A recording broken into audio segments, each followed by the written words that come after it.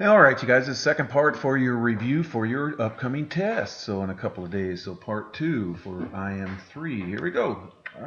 Let's go ahead. So this table shows the percent of radioactive isotopes over time t as it decays. Okay, so if you can see, this went down by 63%, and if you this one goes down about 63, about 63, about 63, so it's decreasing by 63%. So we're going to write an exponential model. Here's the first number right here for the percent p as a function of time t. So here it would be right here. So the ratio of percents of consecutive hours is about 63%. Okay, so this is always the initial amount, so 100, and then how much is it decreasing? Right here, it starts at 100 and goes down about 63%. So I think some of them are like 62.95%, something like that, but they're about 63%. So there it is. So the initial times the percent decrease for the time right there, and t is going to be in hours right there, okay?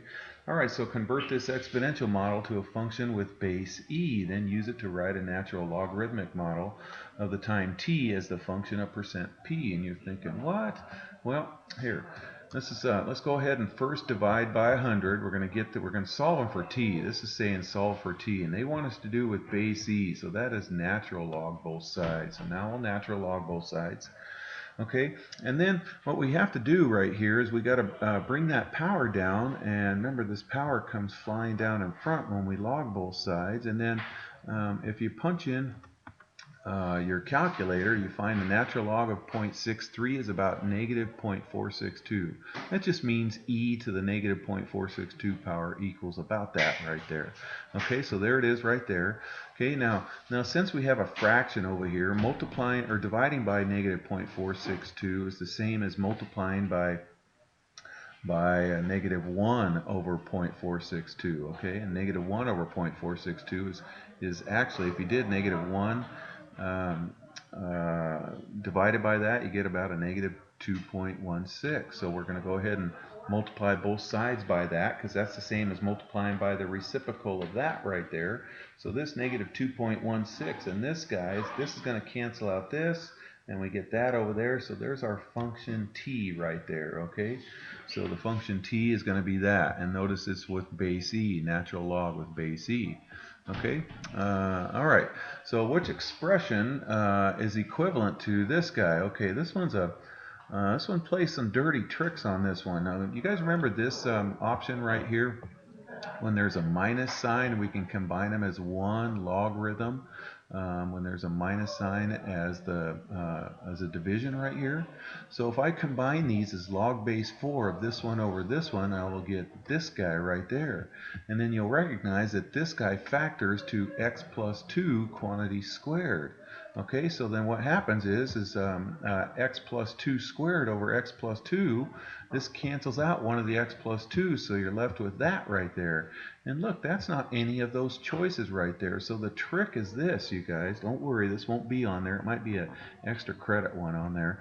This 1/2 is actually the square root. If this would be the power to the 1/2 power, and so this is x plus 2 squared, and then to the 1/2 power is just x plus 2. It's choice D on that dirty trick. So on the handout that I'm going to give to you guys, there's a couple of dirty tricks, 13, 14, and 17. So let's just disregard those guys, okay?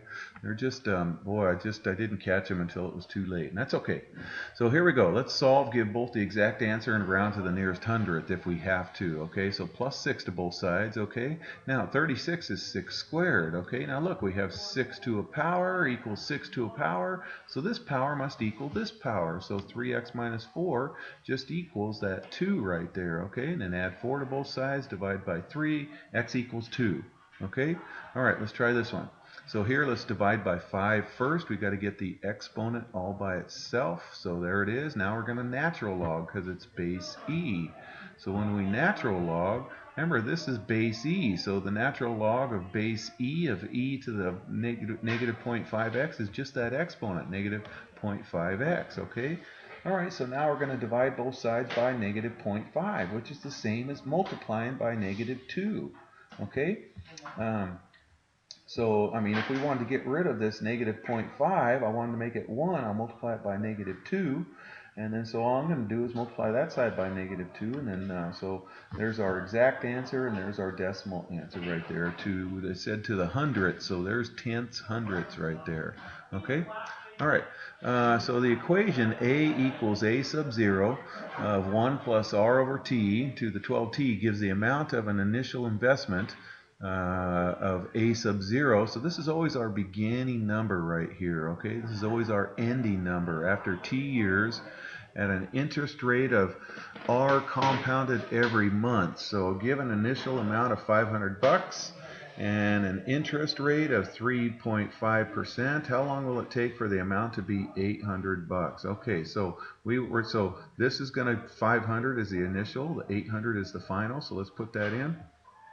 This is going to be 0.035 for the rate right there, so we're solving for t, okay?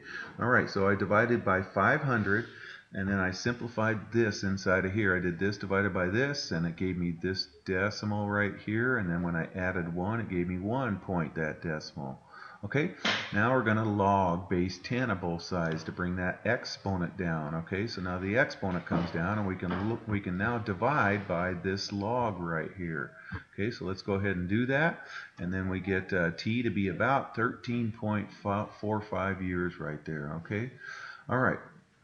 Let's see. So seismologists use the Richter scale to express magnitude of M of an earthquake using that formula right there, where E is the energy released in ergs. Okay, so in 2007, an earthquake in Sumatra, Indonesia, released a 4.54 times 10 to the 25th ergs of energy.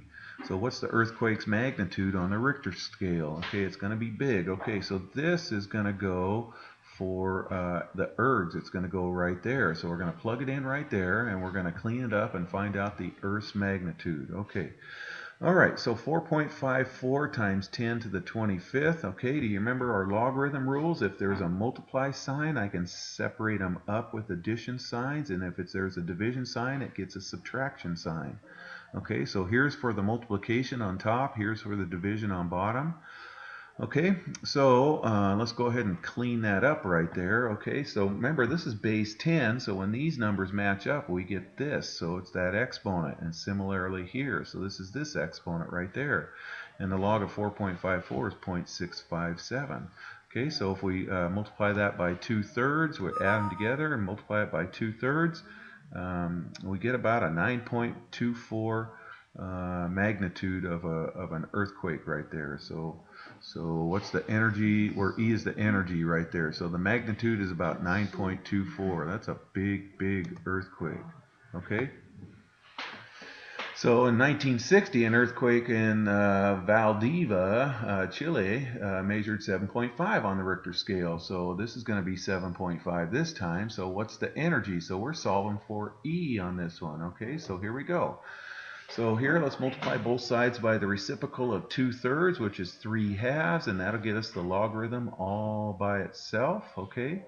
And then remember, we do this base to this power equals this right here. Do you remember that right there? Okay, I just flipped it around. Now I can say this base 10 to this power equals this right here, okay, because it's base 10.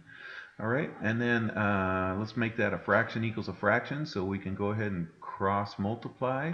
So we get E equals this times this. Now these are humongous numbers. Your calculator can't recognize those. So we're going to remind you about this algebra property that we add these exponents. So what I'm going to do is add these exponents. It's going to be 10 to the 11.25 plus 11.8. So I get 10 to the 23.05. All right, now that's still a big number. Our calculator doesn't give us that, so we're going to convert this to scientific notation. I'm going to rewrite this 10 to the 23.05 as 10 to the 23 times 10 to the 0.05, because if we added those, we'd get 23.05. Our calculator can take this. 10 to the 0.05 gives us 1.12. So there it is in scientific notation, how many ergs that is. All right, you guys, hey, good luck on your test. Take care.